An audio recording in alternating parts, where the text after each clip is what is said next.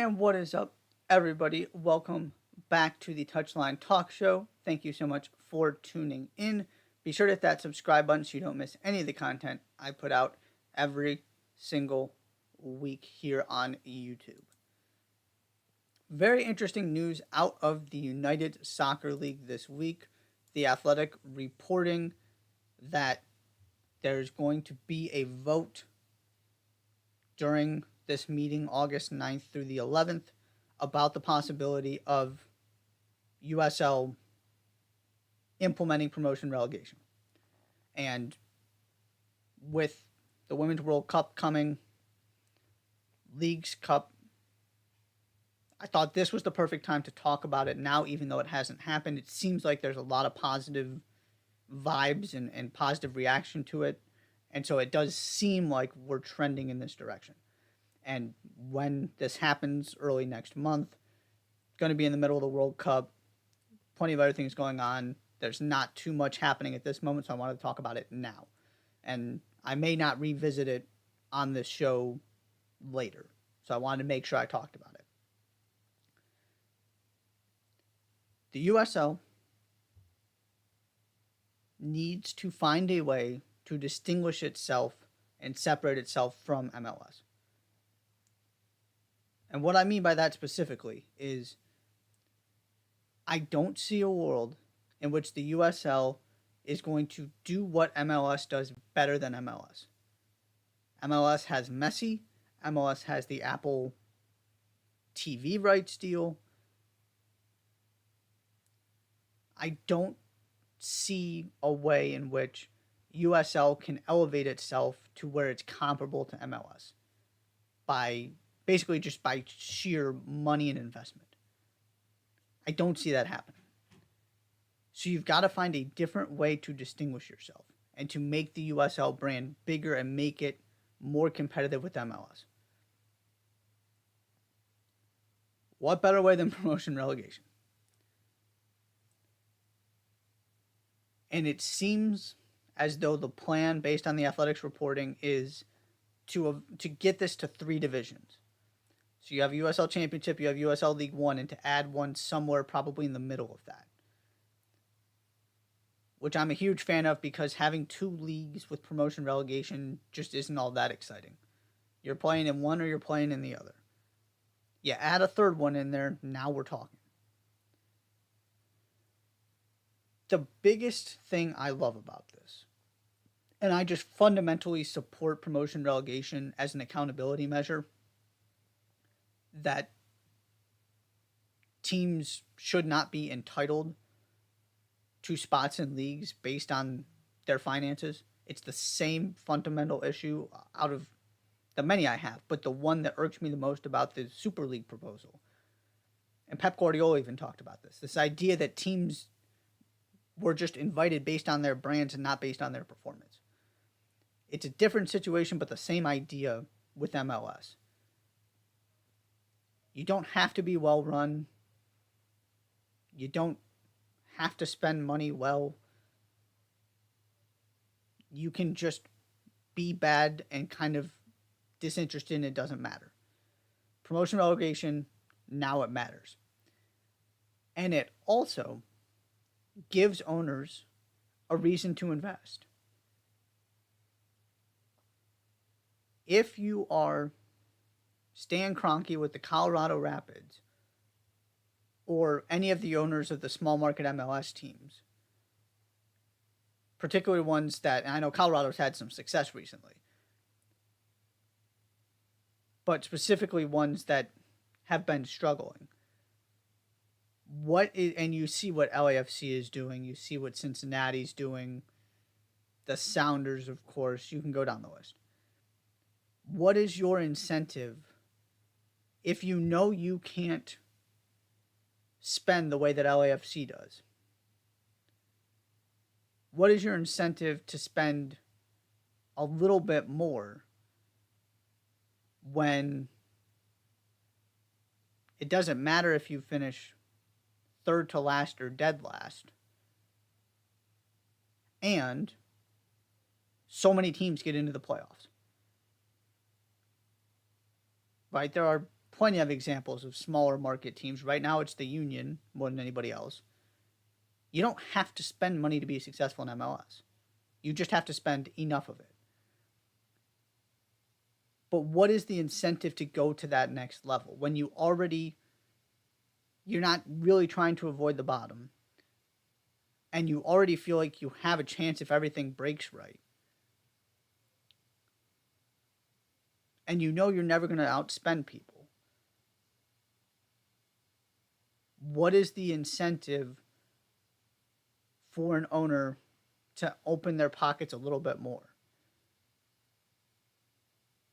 What you see in Europe with this tiered qualification system is what I'll call it. Whether that's promotion, the idea of if we invest a little bit more, that might be what gets us to the next division, or something like Brighton and Aston Villa or Arsenal, where we have a really good core. If we spend a little bit more money, that might cement us as a team that regularly qualifies for European competition. Or Arsenal, if we go get Declan Rice, that might actually make us Premier League champions based on what we did this season. None of that happens in MLS because of the playoff system and because of the lack of urgency in the league because there's no relegation. There just isn't a lot of incentive to go to the next level because there's so much parity and everybody's so condensed. So now what you have, if USL goes through with this, is a situation where somebody who is an ambitious owner that wants to really spend money and wants to build something can go take a team from USL League One, for example, and spend that money with the goal of getting to the USL Championship and being the best team in the country outside of MLS, whatever that may end up meaning when this is all figured out and kind of turns into an actual product on the field, assuming promotion relegation is approved. It's not just about having the entity, it's about being able to make it better than where it is right now. That's the struggle with MLS. That's what promotion relegation gives you. It also opens up storytelling and marketing opportunities. Why do people care about Wrexham? Why is Wrexham probably the most popular soccer team in this country? It's because you had smart guys who understood what good entertainment is and a good product is,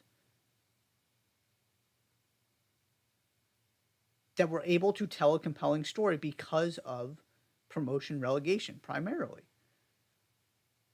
And getting to connect with the Wrexham community and all of that. Every time I talk about Wrexham, I bring this up. MLS doesn't have that.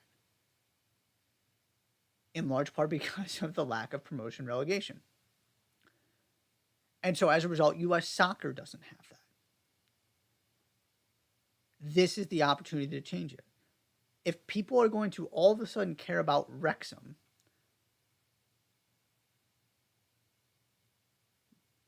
the logic says they should also care about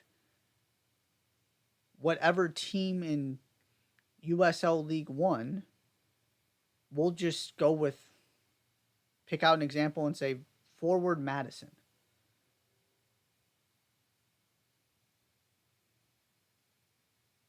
If you get a compelling celebrity owner who cares and is invested, why can't you do the same thing that Wrexham did from a publicity standpoint? And you can spend money so that you are in a better position than everybody else in the league. And then you get to the USL Championship and you're in position to compete right away, just like Wrexham are in League 2 next season. I don't buy this idea that it has something to do with it being in Europe. I buy the idea that it has to do with the drama, the entertainment, the storylines, And a lot of that is about promotion relegation.